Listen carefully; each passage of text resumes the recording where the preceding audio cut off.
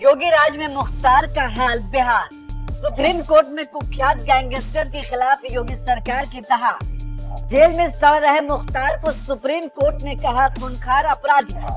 अपने कर्मों का फल भुगत रहा मुख्तार अंसारी। ना भ्रष्टाचार, ना लालच, ना ही सत्ता के भोगी, जिसे देख गुंडे माफिया कांपे, वो है उत्तर प्रदेश के सीएम योगी आदित्यनाथ का विधानसभा में वो विकराल रूप आपने देखा होगा जब उन्होंने दहाड़ते हुए सदन के अंदर गुंडे माफियाओं को मिट्टी में मिला देने की सौगंध दिखाई थी। योगी आदित्यनाथ ने जब से यूपी की सत्ता संभाली है तब से गुंडे माफियाओं के लिए उत्तर प्रदेश जहन्नुम बन गया है, क्योंकि योगी बाबा ने पहले ही कह दिया था कि गुंडे बदमाश या तो बदमाशी छोड़ दें या सुबह छोड़ दें, जिसके बाद तो कईयों ने सरेंडर भी कर दिया। लेकिन वे जो अवैध तरीके से जमीनों को कब्जाने का काम करते थे, लोगों को डर और खौफ में जीने को मजबूर करते थे, किसी की जमीनों को छीन लेते थे, जो दिन दहाड़े किसी पर भी हमला कर देते थे, जो सड़कों पर मौत का तांडव किया करते थे, जो मौत का सौदागर बनकर खुलेआम सड़कों पर घूमा करते थे,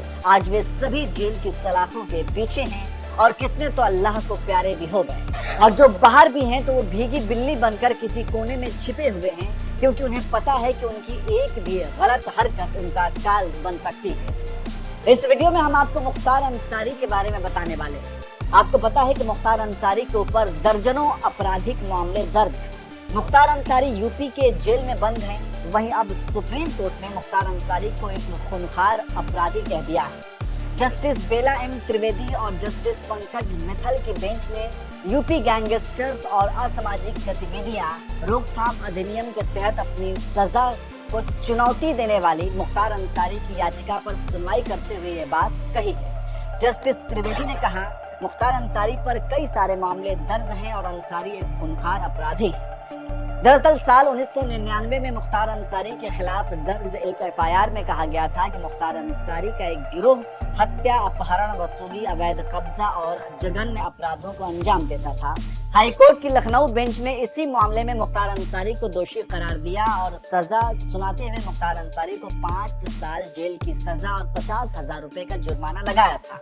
इसके बाद इस फैसले के खिलाफ मुख्तार अंसारी ने सुप्रीम कोर्ट में चुनौती दी थी और इसी मामले में सुनवाई करते हुए सुप्रीम कोर्ट ने मुख्तार अंसारी को एक खूंखार अपराधी बताया है। हालांकि इसके बाद कोर्ट ने मुख्तार अंसारी को जवाबी हलफनामा दायर करने की अनुमति दी है। इस मामले में अगली सुनवाई अब 2 अप्रैल को होगी। तो इस तरह से आप समझ सकते हैं कि मुख्तार अंसारी किस तरह से अपने कर्मों का फल भुगत रहा है और कई मामलों में सजा याफ्ता है, तो कई मामलों की सुनवाई कोर्ट में चल रही है।